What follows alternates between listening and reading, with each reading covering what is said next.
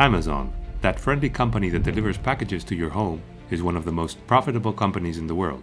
In fact, it makes more income than many countries, like Ireland or Argentina. The world is in the hands of transnational corporations. According to income levels, 69 of the 100 largest economies in the world are corporations, and the rest are countries. Transnational corporations such as Amazon, Microsoft, and Volkswagen have grown so much that they far exceed the power and influence of most countries in the world. In their plan for continued growth, there is a common and cruel strategy: offshoring. They move their production to countries with fragile social and labor protection systems and scarce or no environmental legislation. Plus, they use tax havens to avoid paying taxes, which generates losses of around 600 billion euros a year, roughly the equivalent to the Spanish state's annual income. This translates into less money for public services, such as healthcare or education. The result? An unprecedented concentration of wealth, inequality, systematic violations of human rights, and destruction of ecosystems. Facts directly linked to the expansion of new pandemics such as COVID-19. Not so kind after all, right? Let's take a look at three particularly egregious examples. The case of Rana Plaza in Bangladesh.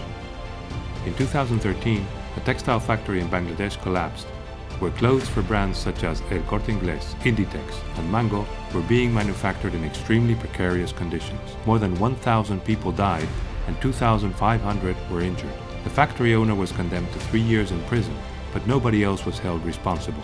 Due to international pressure, the brands created a voluntary fund of $30 million, but many of these companies never paid. Chevron Texaco in Ecuador. Texaco is a US-based corporation acquired by Chevron.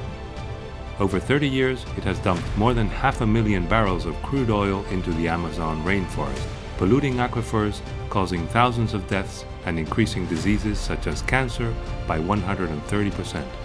30,000 people are affected. To date, Chevron has not paid any kind of fine.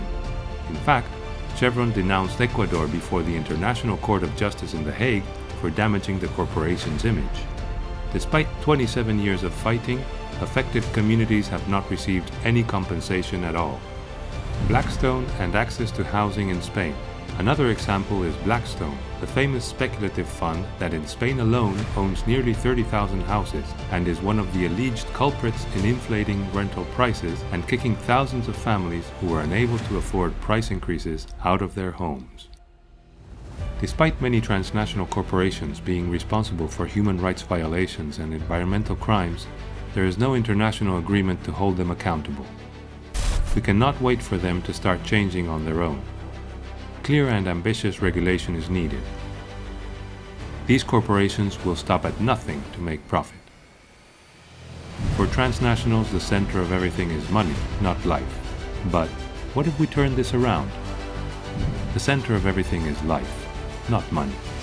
In the last few years, civil society, social movements, and affected communities have found a way to end this impunity. How?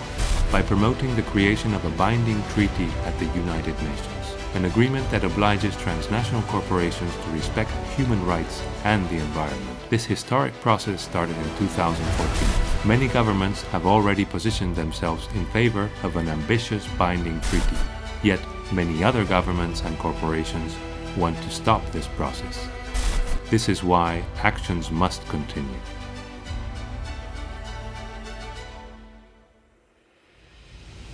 Join the global network to create a binding treaty at the UN.